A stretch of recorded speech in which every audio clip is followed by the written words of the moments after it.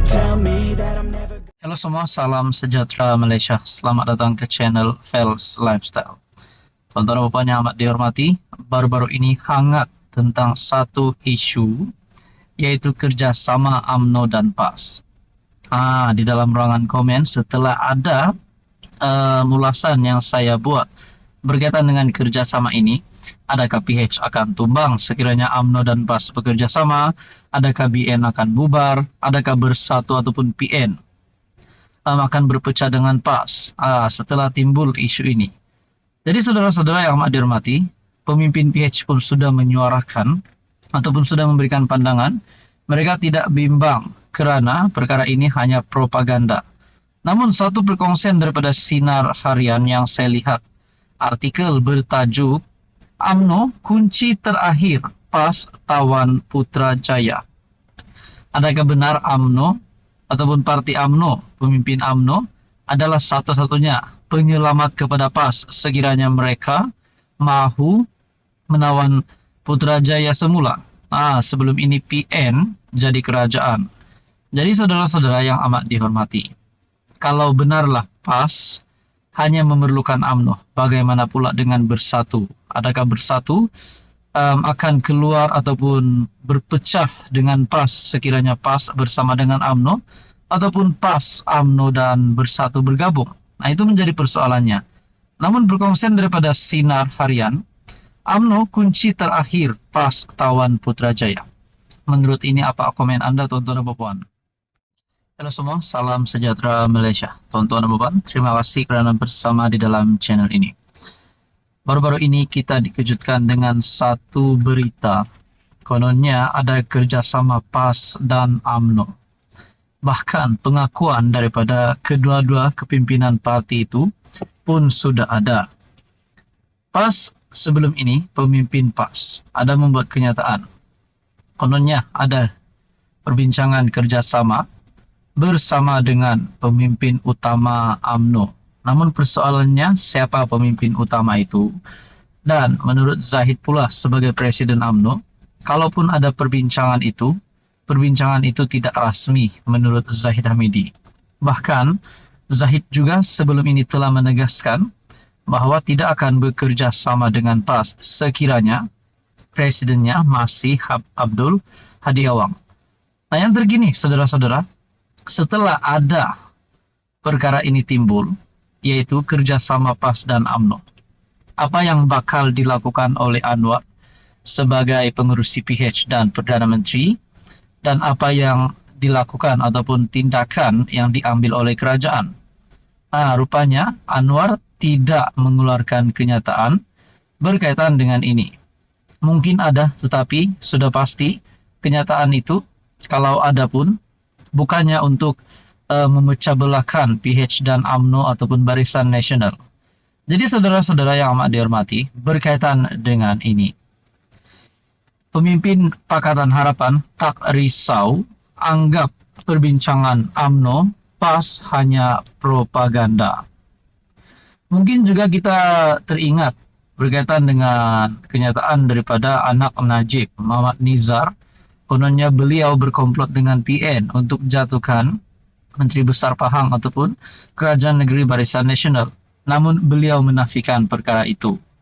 Jadi melalui perkongsian ini, tiada apa yang perlu dibimbangkan dengan kabar angin perbincangan antara pemimpin PAS dan UMNO bagi membentuk kerjasama dalam PRU akan datang, kata pemimpin Pakatan Harapan. Beberapa pemimpin PH yang dihubungi Malaysia kini berkata, pertemuan antara pemimpin parti politik, khususnya dengan pihak yang dianggap sebagai seteru, adalah perkara biasa. Timbalan Presiden Amanah, Mujahid Yusof berkata, parti politik dalam negara ini bebas untuk bertemu dengan mana-mana pemimpin parti lain, dan pertemuan itu tidak semestinya hanya berkisar soal kerjasama. Pertemuan juga dibuat berhubung isu negara yang lain yang melibatkan kepentingan negara atau ummah. Saya sentiasa mengimani perbincangan rentas parti adalah perkara biasa untuk membincangkan. Perkara besar melibatkan negara, kita tiada halangan, katanya. Mujahid berkata demikian dengan ketika diminta mengulas jika PH bimbang dengan dakwaan berlakunya pertemuan antara PAS dan UMNO bagi membincangkan soal kerjasama dalam PRU akan datang. Perkara itu ditimbulkan Ketua Penerangan PAS, Ahmad Fadli Syari, pada 22 Julai lalu, yang antaranya mendakwa beberapa pertemuan tidak rasmi telah diadakan melibatkan pemimpin utama kedua-dua parti bagi menyatukan kembali undi Melayu. Fadli mendakwa dalam satu pertemuan itu, seorang pemimpin utama UMNO meluahkan rasa serba salah bekerja sama dalam kerajaan yang didakwa merugikan dan mengharapkan UMNO dapat kembali bekerja sama dengan PAS. Cuma mereka tidak berani ingin melawan apa yang diputuskan Presiden UMNO, Ahmad Zahid Hamidi. Adakah dengan ini sebenarnya ada pemimpin UMNO yang cuba tikam belakang UMNO ataupun kerajaan? Kita pun tak tahulah. Jadi berkaitan dengan artikel ataupun isu ini, apa komen Anda? Sekian saja, teruskan bersama di dalam channel ini. Halo semua, salam sejahtera Malaysia. Selamat datang ke channel Fels Lifestyle. Terima kasih kerana terus setia bersama di dalam channel ini. Tuan-tuan dan puan, ada satu perkongsian ataupun berita duka cita yang diterima seluruh Malaysia. Perginya satu lagi pemimpin yang dikenali ataupun terkenal di seluruh Malaysia. Ini pasti pemergian yang mengejutkan kepimpinan politik, tidak kira daripada kerajaan maupun daripada pembangkang. Satu perkongsian daripada Harapan Daily bertarikh 25 Julai. Bekas Speaker Dun Perak, Mat Isah, meninggal dunia.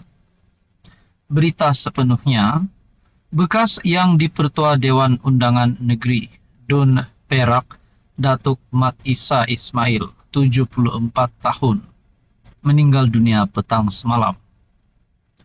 Perkara itu dikongsikan Menteri Besar Perak, Datuk Seri Sarani Muhammad, menerusi kenyataan di laman Facebook malam tadi. Ini pasti satu pemergian yang mengejutkan Menteri Besar Perak.